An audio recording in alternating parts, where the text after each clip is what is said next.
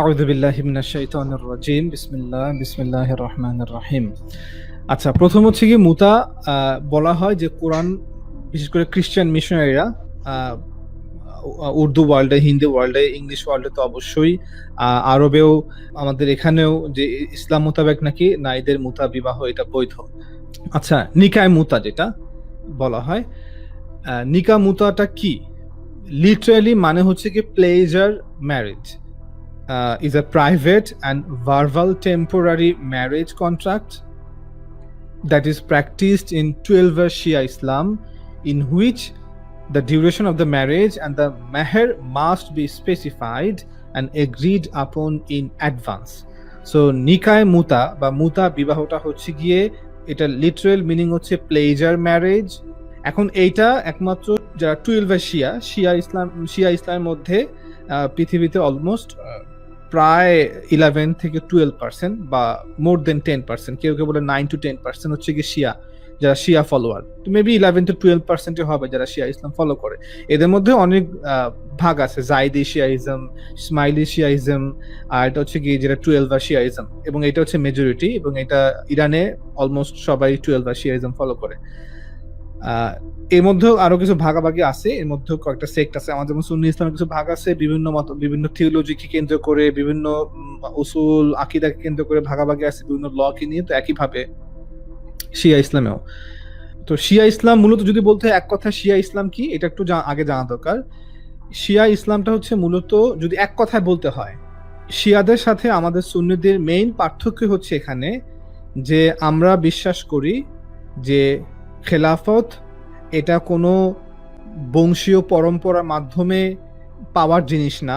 যে যোগ্য, উম্মার মধ্যে যেই যোগ্য, সেই খলিফা হওয়ার বা উম্মাকে নেতৃত্ব দেওয়ার যোগ্যতা রাখে। এটা হচ্ছে আমরা সুন্নিরা আমাদের আকীদা। সো নট লাইক আকীদা, it's a kind of theology, যে কোনো মুসলমানই যদি তার যোগ্যতা থাকে, সে ওমর হতে পারে, আবু বকর হতে পারে, সে ওসমান হতে পারে, সে আলীও হতে পারে।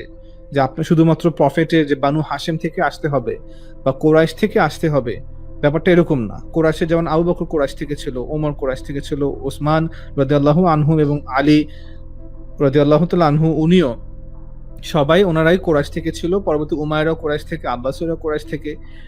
তো বাকি আমরা, আমাদের থিওলজি হচ্ছে যে কোনো মুসলমান যার যোগ্যতা আছে সেই খলিফা হতে পারবে, উম্মাকে নেতৃত্ব দিতে পারবে।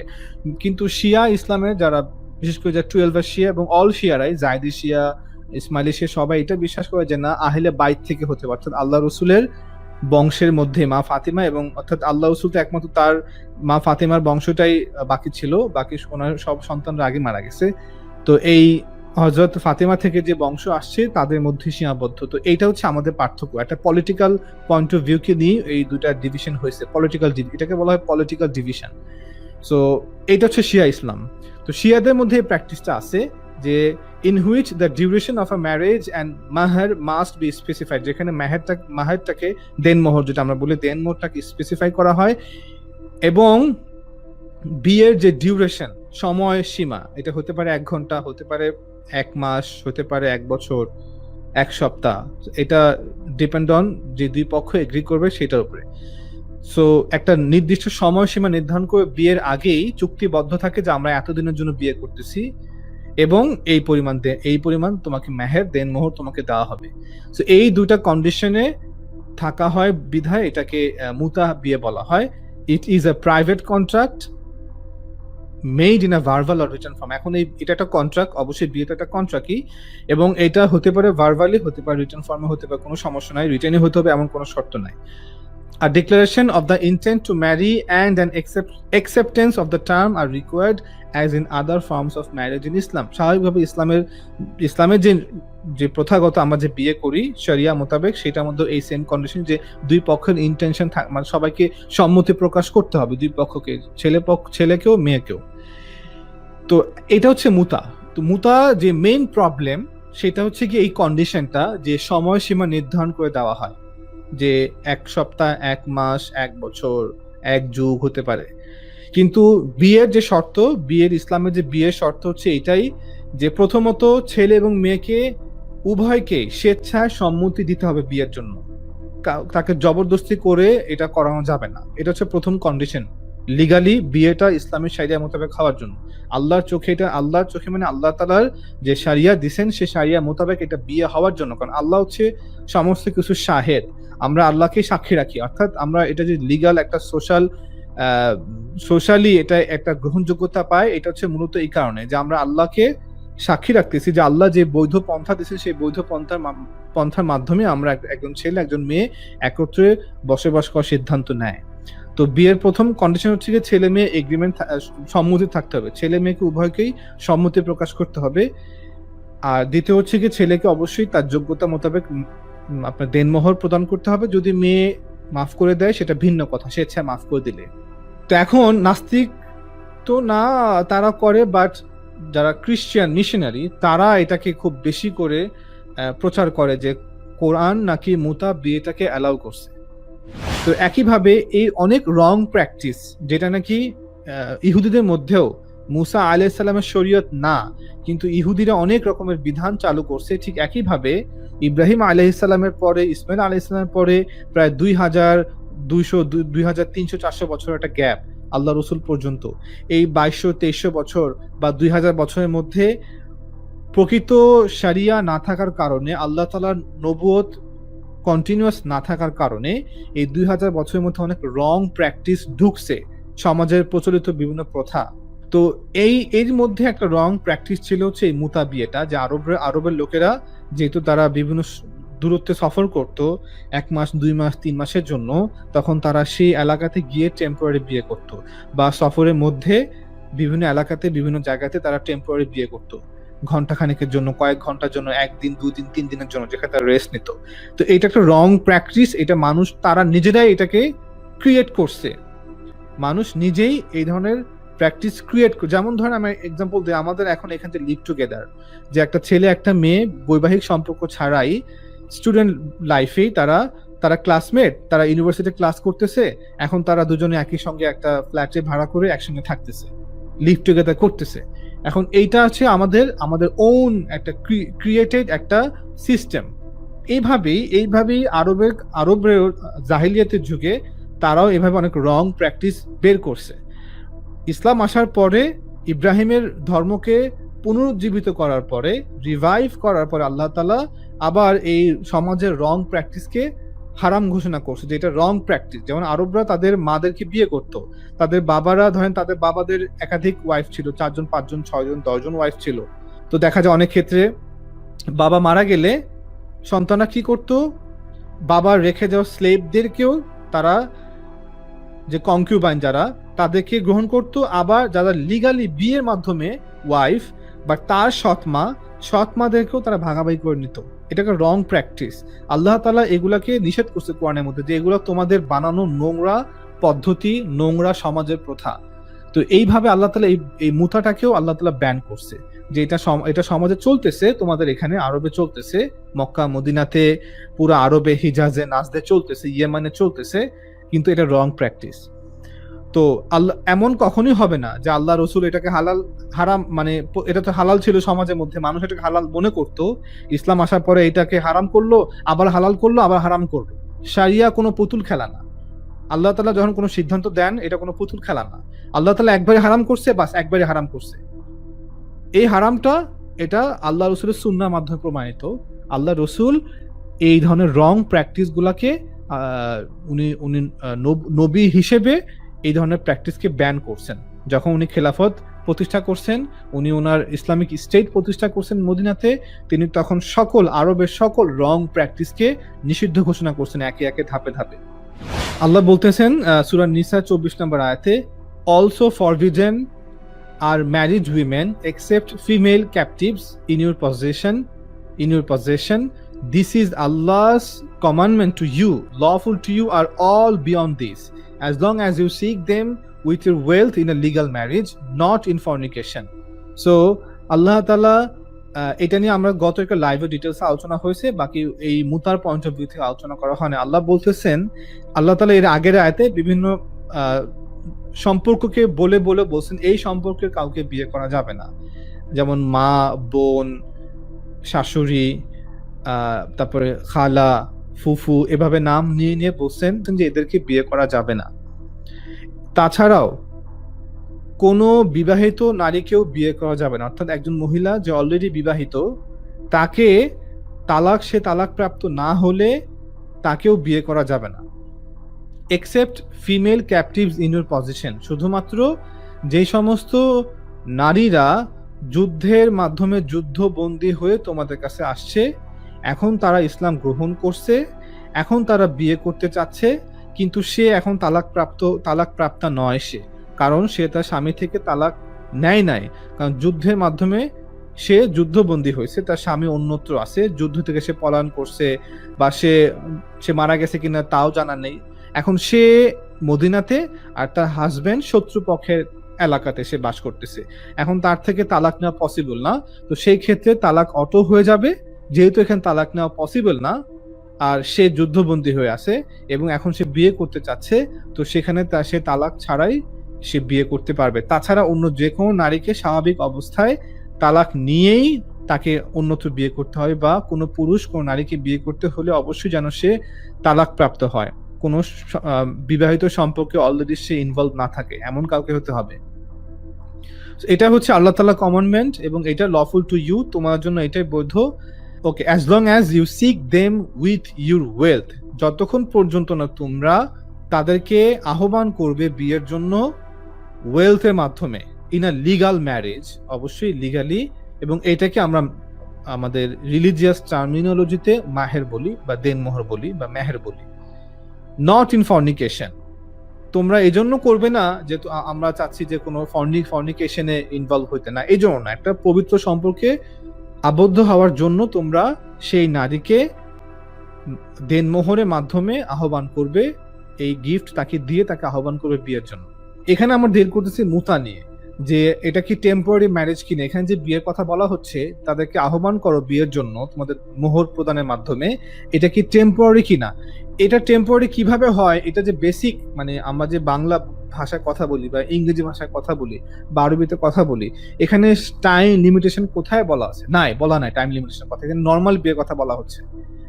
আর দ্বিতীয় হচ্ছে গিয়ে যে আমরা মেহেরটা দিই, এটা হচ্ছে একটা সিম্বলিক্যালি একটা মিনিং রাখে, যে হাজবেন্ড ওয়াইফকে গ্রহণ করতেছে, টেকিং হার অল রেসপন্সিবিলিটি, সকল রকমের দায়িত্ব সে আজ থেকে গ্রহণ করতেছে। This is not an exchange for having sex with her and payment for her body, এটা মোটেও কোনো বিনিময় না, তার সঙ্গে আমরা সেক্স করতেছি এটার বিনিময় তাকে দিচ্ছি অ্যাজ এ এক্সচেঞ্জ, অথবা এটা পেমেন্ট না তার বডির জন্য না। কেন না, এটা আমরা আলোচনা করছি উন্নতয়াতে। আচ্ছা, এখন মুতার জন্য যেটা বলা হয় যে when this verse says, এই আয়াতের মধ্যে একটা জায়গা একটা যে লিটারাল তরজমা, সেটা হচ্ছে গিয়ে so for whatever you enjoy of marriage from them give them their due compensation as an obligation, অতএব তোমরা যা কিছু এনজয় করছো, ভোগ করছো অফ ম্যারেজ, এই বিবাহ সম্পর্ক থেকে, ফ্রম দেম তাদের থেকে, এই বিবাহ সম্পর্কের মাধ্যমে তাদের থেকে, give them their due compensation as an obligation, তাদেরকে সেই বাকি থাকা যেই দেনমোহরের অংশ বা পুরোটা সেটা অ্যাজ এ অব্লিগেশন দিয়ে দাও। এখান থেকে মূলত বলা হয় যে এটা মুতাকে সাপোর্ট করে, যে আমরা একটা কিছু দিয়ে সেটার বিনিময়ে আমরা এখন তাদেরকে ভোগ করতেছি। কিন্তু এটার ট্রু মিনিং কি? It means if you did not give the মেহের at the time of marriage, then now after revealing this verse give them their due compensation, যদি তুমি আগে না দিয়ে থাকো, এই আয়াত নাজিলের পর এখন দিয়ে দাও, যেহেতু এখন স্পষ্ট বিধান দিয়ে দেওয়া হলো, আল্লাহর পক্ষ থেকে হুকুম করা হচ্ছে, এখন দিয়ে দাও, তোমার এখন কোনো এক্সকিউজ থাকার প্রয়োজন নাই। তবে হ্যাঁ, যদি সে মাফ করে দেয় যে আমার তো এখন সামর্থ্য নাই, আমি কিভাবে দিব, তাইলে সেটা ভিন্ন কথা। And when it says, এবং যখন এই আয়াতে বলা হচ্ছে for whatever you enjoy from them, তোমরা যা কিছু এনজয় করছো তাদের থেকে, তখন সঙ্গে সঙ্গে তারা সেটাকে কি করে, সেক্সুয়ালি সেটাকে নিয়ে নেয়, শারীরিক সম্পর্কের মাধ্যমে যে এনজয়মেন্ট নিচ্ছি তাদের থেকে, এটা কথা বলা হচ্ছে, সঙ্গে সঙ্গে তারা এটাকে এইভাবে ইন্টারপ্রেট করে। কিন্তু কথা হচ্ছে ইট ডাজ নট মিন, প্রথম হচ্ছে এটা তাদের interpretation, it does not mean just the physical relation, স্বামী স্ত্রীর মধ্যে তো রিলেশন সম্পর্ক হবেই। স্বামী বিয়ে করে কেন স্ত্রীকে, বা স্ত্রী কেন স্বামীকে বিয়ে করে? তা কেন একটা ছেলে একটা মেয়ে একসঙ্গে থাকে, কি জন্য থাকে? তো সম্পর্ক তো শারীরিক সম্পর্ক তো হবে, এটা স্বাভাবিক। তারা তো রোবট না, তারা মানুষ। তো তো এটা তো হবে, এটা এটা এটা অবশ্যই হবে। But whatever they did for you as a wife or as a mother for your children and for the family and what you have as her husband, বিয়ের একটা ঐচ্ছিক অংশ হচ্ছে এইটাই, স্বামী স্ত্রী একসঙ্গে থাকে, তাদের মধ্যে শারীরিক সম্পর্ক স্থাপিত হয়। বাট তাছাড়া কি শুধু এটাই? বিয়ে কি এইটাই? এরপরে কি আর কিছু নাই? এর মধ্যে কোনো ইমোশন নাই, কোনো সম্পর্ক নাই, কোনো সন্তান আসে না, অফস্প্রিং আসে না, ছেলে সন্তান? জাস্ট ইমাজিন, জাস্ট কল্পনা করেন যে একটা বিয়ের মাধ্যমে কি হয়। আজকে এত কোটি কোটি মানুষ, সম্পর্ক, বাবার সাথে মা, বাবার সাথে সন্তানের সম্পর্ক, মায়ের সাথে সন্তানের সম্পর্ক, ভাই বোনের সম্পর্ক, এক অ্যামেজিং। মানে পৃথিবী যদি বাবা মার সম্পর্ক না থাকে, পৃথিবী নাই, পৃথিবী শূন্য। যেখানে এত ইমোশন, একজন আরেকজনের জন্য জীবন দিয়ে দেয়, বাবা তার পরিবারের রক্ষার জন্য জীবন দিয়ে দেয়। একটা মানুষ আরেকটা মানুষের জীবন রক্ষার্থে, আরেকটা মানুষের মৌলিক চাহিদা পূরণের উদ্দেশ্যে বাবা কি না করে, মা কি না করে সন্তানদের জন্য। আবার সন্তানরাও, ভালো আদর্শ সন্তানরাও তাদের বাবা মার জন্য কি না করে। বাবাকে গালি দিলে, বাবাকে অপমান করলে সন্তান কিভাবে তেলে বেগুনে জ্বলে ওঠে, বোনকে কেউ ডিস্টার্ব করলে ভাই কিভাবে তেলে বেগুনে জ্বলে ওঠে। এই যে সম্পর্ক, একটা পরিবার অস্তিত্বে আসে, একটা পুরুষ একটা নারী যখন একত্রে থাকার সিদ্ধান্ত নেয়, তাদের বৈবাহিক সম্পর্ক স্থাপিত হয়, শারীরিক সম্পর্ক স্থাপিত হয়। এটার থেকে, এই পবিত্র সম্পর্ক থেকে সন্তান অস্তিত্বে আসে, বাবা মা অস্তিত্বে আসে। সঙ্গে সঙ্গে সন্তান অস্তিত্বে আসলে কি হয়? সেই লোকটা এখন বাবা হয়ে গেছে, সেই মেয়েটা, সেই মহিলাটা এখন মা হয়ে গেছে। তো পৃথিবীতে কতগুলো সম্পর্ক অস্তিত্বে আসে, সেই সম্পর্ক থেকে, সেই বেসিক সম্পর্ক বাবা মা এবং সন্তান, সেখান থেকে অন্যান্য সকল সম্পর্ক অস্তিত্বে আসে। চাচা, কাকা, মামা, দাদা, নানি, কত সম্পর্ক, শ্বশুর শাশুড়ি, স্বামী স্ত্রী, আস্তে আস্তে সম্পর্ক বৃদ্ধি পায়। তো পরিবার হচ্ছে একটা সমাজের বেসিক বিল্ডিং ব্লক। পরিবার যদি না থাকে, সমাজ নাই, সমাজ নাই তো পৃথিবী নাই। সো সেই পরিবার অস্তিত্বে আসে, এমন একটা পবিত্র সম্পর্ক। সেটাকে তারা কি করে, এই কোরআনের আয়াতটাকে একদমই ন্যারো করে একদম ফিজিক্যালি নিয়ে যায়। যেখানে যেখানে কোরআন, পবিত্র কোরআন আমাদেরকে নৈতিক শিক্ষা দিচ্ছে, আমাদেরকে ইমোশন কিভাবে হ্যান্ডেল করতে হয়, বাবা মার খেদমত কিভাবে করতে হয়, বাবা মার আদেশ কিভাবে মানতে হয়, এই সমস্ত সম্পর্কগুলোকে কিভাবে ডিল করতে হবে, কোরআন, ইসলাম, শরিয়া এগুলো শিখাচ্ছে। সেখানে সেই কোরআনের একটা আয়াতকে তারা ফিজিক্যালি ন্যারো করে দেয় যে whatever, for whatever you enjoy from them, তাদের থেকে তোমরা যা এনজয় করছো। এখন যখন একটা ছেলে একটা মেয়ে শারীরিক সম্পর্ক স্থাপন করে, তখন কি শুধুমাত্র ছেলেটাই এনজয়মেন্ট নেয়, মেয়েটা কি কোনো এনজয়মেন্ট পায় না? ব্যাপারটা কি এরকম? অবশ্যই না। তাহলে এখানে কেন ছেলেদের কথা বলা হচ্ছে? কারণ এখানে পরিবারের কর্তা হচ্ছে ছেলে, কর্তা হচ্ছে বাবা। পরিবারের সমস্ত দায় দায়িত্ব কার? বাবার। সন্তানের ভরণ পোষণ, স্ত্রীর ভরণ পোষণ, তার সমস্ত যা যা মৌলিক যত প্রয়োজন আছে, এই সবগুলাকে পূরণ করা, নিবারণ করার দায়িত্ব হচ্ছে বাবার। যদি বাবা এই দায়িত্ব পালন করতে ব্যর্থ হয়, তাহলে বাবাকে কাঠ গড়াতেও দাঁড় করানো যাবে, যদি কোনো স্বাভাবিক রিজনেবল কোনো কারণ না থাকে। সে বাবা হয়েছে, সে স্বামী হয়েছে, বাট সে তার সম্পর্ককে ঠিক মতো মেনটেন করতেছে না। যেটাকে বলে আমরা, এটাকে বাংলায় কি বলে, দায়িত্ব জ্ঞানহীন ব্যক্তিকে বাংলা কি বলে, আমার মাথায় এখন ওয়ার্ডটা আসতেছে না। সে তার ওয়াইফের যে চাহিদা, তার ভরণ পোষণ, চিকিৎসা, পোশাক আশাক, ঘর, এই দায়িত্ব সে পুরো করতেছে না। সেখানে তালাক পর্যন্ত নেওয়া যাবে। তাকে সঠিক সম্মান দিচ্ছে না, স্ত্রীকে স্ত্রী হিসেবে সম্মান দিচ্ছে না, সেখানেও তালাক নেওয়া যাবে। অর্থাৎ এখানে শুধুমাত্র শরীর একত্র হয়েছে এটা না, এটা দ্বারা একটা সম্পর্ক অস্তিত্বে আসে, এবং সেই সম্পর্কের মাধ্যমে পরবর্তী জেনারেশন, বানি আদম অস্তিত্বে আসে, সন্তান অস্তিত্বে আসে, তারা বাবা মা হয়। তো এখানে বলা হচ্ছে for whatever you enjoy from them, তুমি যে তার বাবার থেকে দায়িত্ব নিলা, যে আমি আজ থেকে আমি আপনার মেয়ের দায়িত্ব নিলাম, আপনার মেয়ের সকল দায় দায়িত্ব আমার, আমি সমস্ত কিছু দেখব। তো তুমি যে দায়িত্ব নিলা, এই দায়িত্ব নেয়ার পরে এটা তোমার দায়িত্ব, তুমি কর্তা হিসেবে তুমি তুমি তোমার ওয়াইফকে একটা গিফট দিবা। এই গিফটটা কেন, আমরা গিফট নিয়ে আগেও বলছি, গিফটের দুইটা পয়েন্ট অফ ভিউ। একটা হচ্ছে গিয়ে আমি যে তার স্ত্রীর বাবার থেকে দায়িত্বটা আমি নিলাম, নিয়ে এই যে এই দায়িত্বটা আমি নিলাম, এইটাকে সিম্বলাইজ করা হয় এই মেহেরের মাধ্যমে, মোহরের মাধ্যমে, দেন মোহরের মাধ্যমে। আর দ্বিতীয় হচ্ছে কি, এইটা একটা সিকিউরিটি মানি, এটা একটা সিকিউরিটি মানি যে ছেলে এবং মেয়েরা সেক্সুয়ালি ডিফারেন্ট, মেয়েরা বেশি ভার্নারেবল। একটা ছেলে আর একটা মেয়ের, এখনো দেখবেন সমাজের মধ্যে ছেলে যখন ডিভোর্স, একটা ছেলের ডিভোর্স হয়ে যায় বা একটা মেয়ের ডিভোর্স হয়ে যায়, তো ছেলের ব্যাপারটা ওইভাবে, মানে ওইভাবে তাকে সেক্সুয়ালি অবজেক্টিফাই করা হয় না যেভাবে মেয়েদেরকে করা হয়। সভ্যভাবে করা হয়, অসভ্যভাবে করা হয়। বাকি একটা মেয়ে যখন ডিভোর্সি হয়ে যায়, তখন তাকে যেইভাবে দেখা হয় একটা ছেলে কিন্তু ওইভাবে দেখা হয় না। একটা মেয়ের আরেকটা বিয়ে হওয়া, ডিভোর্সের পরে আরেকটা বিয়ে হওয়াটা একটু ডিফারেন্ট আমাদের, অ্যাটলিস্ট আমাদের সমাজ, যদিও এটা আরবে সমাজে এমন ছিল না। আরবে ডিভোর্স হয়ে যাওয়াটাও আমাদের মতো এতটা ছিল না যে হ্যাঁ তোমার ডিভোর্স হয়ে গেছে, এখন এখন তোমার বিয়ে কেমনে হবে, একটা ঝামেলা, ছেলে পাওয়া ডিফিকাল্ট। এটা অনেক কম ছিল আরবের কালচারে। কিন্তু এখন আমাদের কালচারে, যদিও আমাদের মুসলিম কালচার, বাট তারপর আমাদের সোশ্যালি আমরা অনেক অনেক দূরে ওইভাবে, যে একটা মেয়ের ডিভোর্স হয়ে গেলে তাকে ভিন্নভাবে দেখা হয়, যে না ও, তার তো আগে আগে একটা হাজবেন্ড ছিল, তার একটা সম্পর্ক ছিল, এখন তাকে কে আরেকটা নতুন ছেলে কেন বিয়ে করবে, এই ধরনের মেন্টালিটি আমাদের মধ্যে কাজ করে। তো এই জন্য মেয়েদের একটা সিকিউরিটির ব্যবস্থা করা হয়।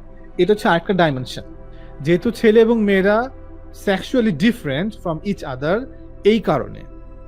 আর মেয়েরা, তৃতীয় হচ্ছে কি, মেয়েরা বেশি ভার্নারেবল সমাজের মধ্যে, তারা নিজেরা ওরকম সেলফ ডিপেন্ডেন্ট না।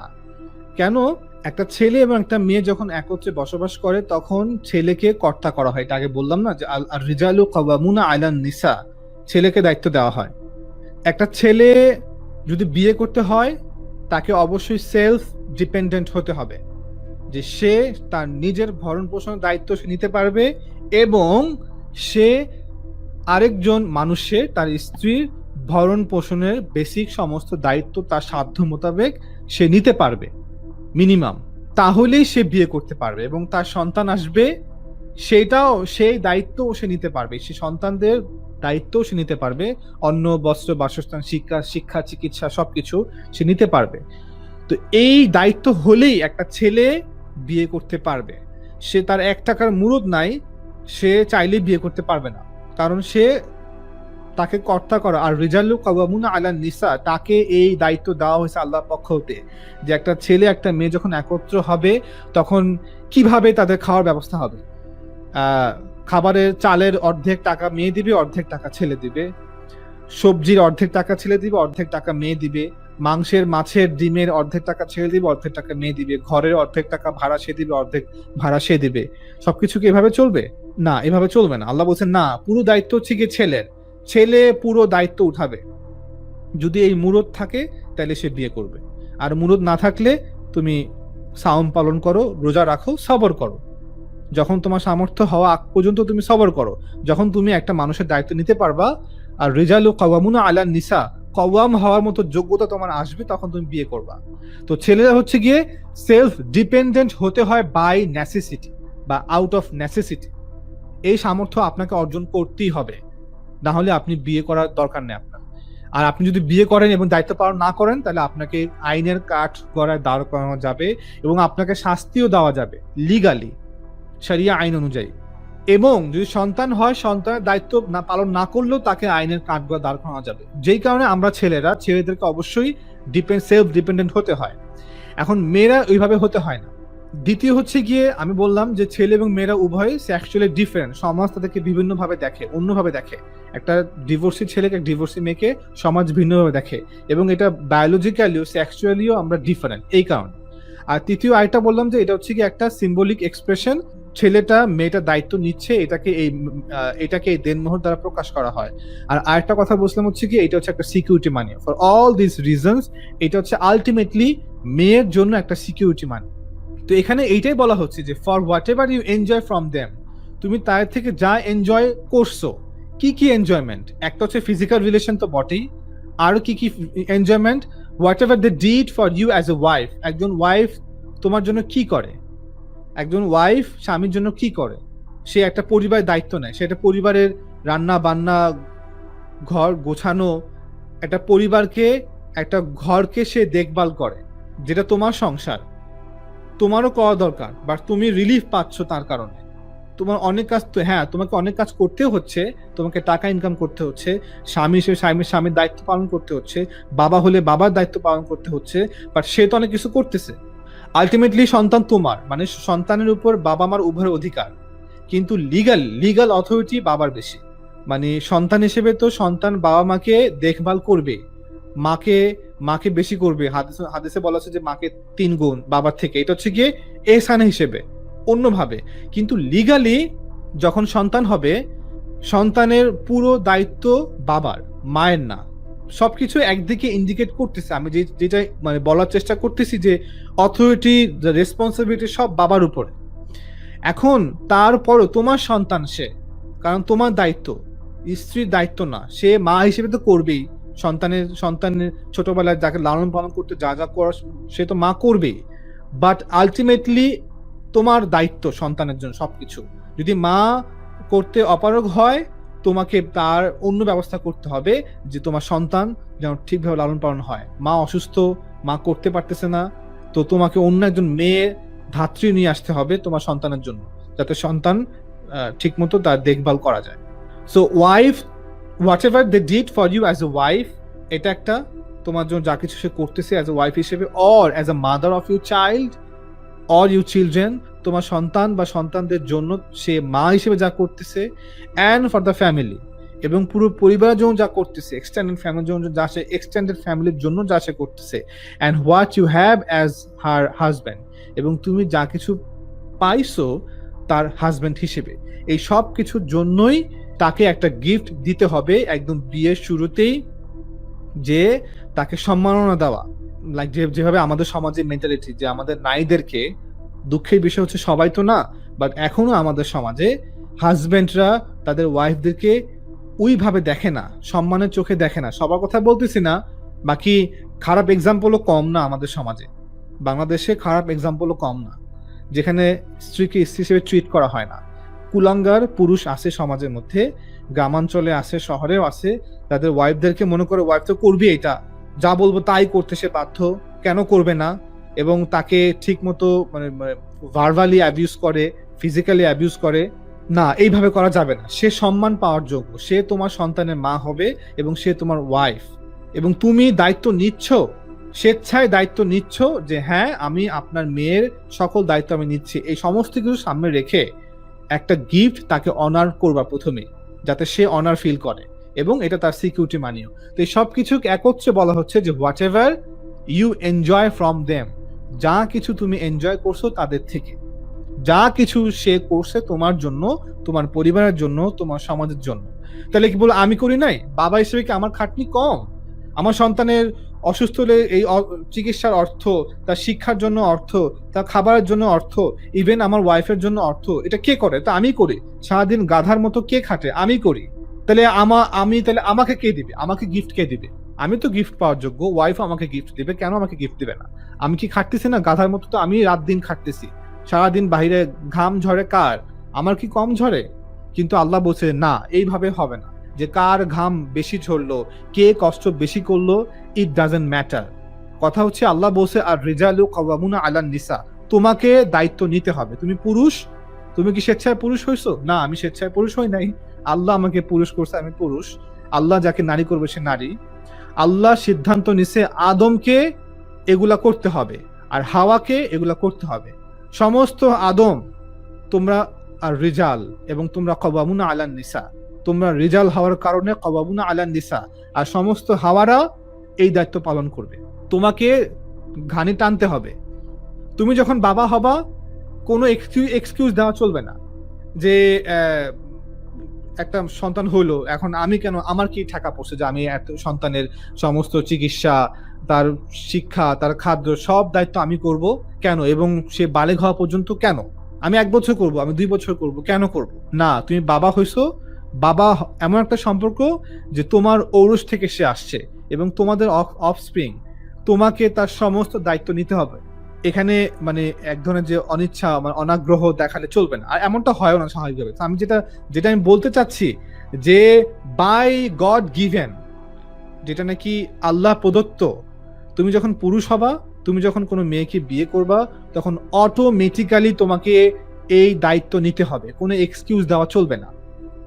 সো কোম্পানি, যেমন আমি বললাম, কোম্পানিতে কি হয়, একটা হায়ারার্কি থাকে, কোম্পানির একজন মালিক থাকে, মালিকের আন্ডারে বোর্ড অফ ডিরেক্টর থাকে, তাদের আন্ডারে বিভিন্ন ম্যানেজাররা থাকে, তাদের আন্ডারে বিভিন্ন এমপ্লয়িরা থাকে, একটা হায়ারার্কি থাকে কোম্পানিতে।